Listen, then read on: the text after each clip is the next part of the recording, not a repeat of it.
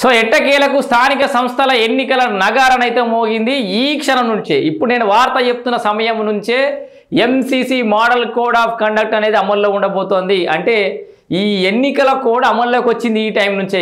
ఇక గుమిగూడు, రకరకాల కార్యక్రమాలు చేసుడు, ఎలక్షన్ కోడ్లో మీకు అనవసరంగా కేసులు అయితే, సో అందరూ కూడా జాగ్రత్తగా ఉండే ప్రయత్నం చేయండి. ఈ క్షణం నుంచి ఎన్నికల కోడ్ అమల్లోకి వచ్చింది. అయితే ఎన్నికల షెడ్యూల్ 9 తారీఖు నాడు రాబోతుంది. సో క్లియర్గా 9 తారీఖు నాడు నోటిఫికేషన్. దీంట్లో క్లియర్గా రిజర్వేషన్లు అయితే మీ అందరికీ తెలుసు, రిజర్వేషన్లు ఆల్రెడీ ప్రకటించేసారు కాబట్టి మీకు మొత్తం ఐడియా ఉన్నాయి. దీంట్లో 9 తారీఖు నాడు ఫస్ట్ 5 దశలుగా 5 దశల్లో ఎన్నికలు, మొత్తం స్థానిక సంస్థల ఎన్నికలు మొత్తం 5 దశల్లో అయితే దాంట్లోనేమో 2 దశలలోనేమో ఎంపీటీసీ జెడ్పీటీసీ.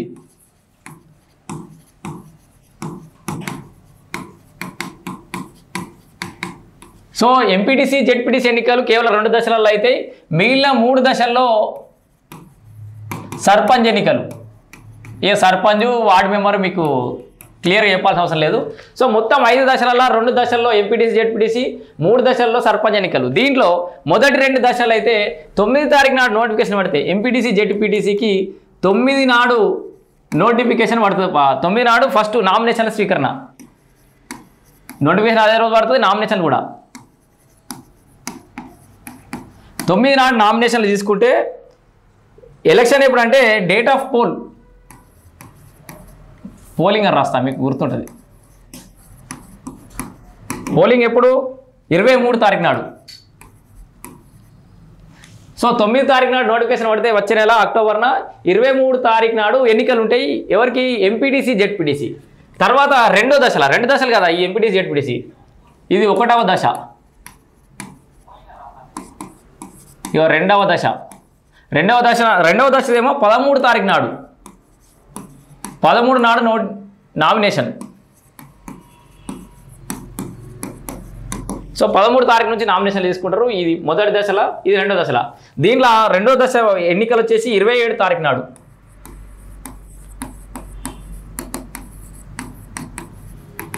నోట్ చేసి పెట్టుకోరి. ఎంపీటీసీ జెడ్పీటీసీ ఎన్నికలు 2 దశలల్లా. ఒకటి దశనేమో 9 తారీఖు నాడు నుంచి నామినేషన్ స్టార్ట్ అయితే, ఎన్నికలు వచ్చేసి 23 తారీఖు నాడు అవుతాయి. అండ్ 2వ దశలో జరిగేటటువంటి 13 తారీఖు నాడు నోటిఫికేషన్ స్టార్ట్ అయితే, ఎన్నికలు 27 తారీఖు నాడు అయితే. ఇవి ఎంపీటీసీ జెడ్పీటీసీ. సో ఏ జిల్లాలు ఏ మండలాలు మొదటి దశలో వస్తాయి, 2వ దశలో వస్తాయి అనేది ఇంకా పూర్తి స్థాయిలో 9 తారీఖు నాడు వస్తుంది. ఇవి ఎంపీటీసీ జెడ్పీటీసీ ఎన్నికలు. ఇక సర్పంచ్కి 3 దశలు కదా. ఇక మొదటి దశ వచ్చేసి 17 తారీఖు నాడు నామినేషన్లు. 17 తారీఖు నుంచి నామినేషన్లు తీసుకుంటే ఎన్నికలు వచ్చేసి డేట్ ఆఫ్ పోల్ 31.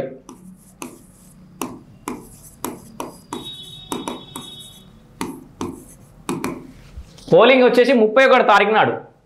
ఇక 2వ దశ. 2వ దశకు వచ్చేసి 21 నాడు. 21 నుండి నామినేషన్లు. దీని పోలింగ్ వచ్చేసి 4 తారీఖు నాడు. సో అర్థమైందా? ఈ 2 దశలలో ఎంపీటీసీ జెడ్పీటీసీ, 3 దశలలో మొదటి దశ 17 తారీఖు నాడు నామినేషన్ సర్పంచ్కి, పోలింగ్ ఏమో 31 తారీఖు నాడు ఉంటుంది. అంటే ఆ దశలో నామినేషన్లు తీసుకున్నది అది ప్రాంతాలలో. ఇక 2వ దశలో 21 తారీఖు నాడు నుంచి నామినేషన్లు తీసుకుంటారు. ఎన్నికలు వచ్చేసి 4 తారీఖు నాడు. ఇక 3వ దశ. 3వ దశ వచ్చేసి ఇప్పుడు 25 నాడు శనివారం. 25 నుండి నామినేషన్లు. పోలింగ్ వచ్చేసి 8వ తేదీన. సో అర్థమైందా? ఎంపీటీసీ జెడ్పీటీసీ ఎన్నికలు 23 తారీఖు నాడు, 27 తారీఖు నాడు కొన్ని ప్రాంతాలలో. ఇక సర్పంచ్ ఎన్నికలు 31 తారీఖు నాడు, 4 తారీఖు నాడు, 8 తారీఖు నాడు. సో అక్కడ ఇవి ఎన్నికలు ఎప్పుడు ముగుస్తాయి అంటే 11వ తేదీన ఎంపీటీసీ ఎన్నికలు అయితే అన్ని ఎన్నికలు ఆ నెక్స్ట్ మంత్ 11వ తారీఖు నాడు అయితే, నవంబర్ 11 నాడుకు ముగుస్తాయి.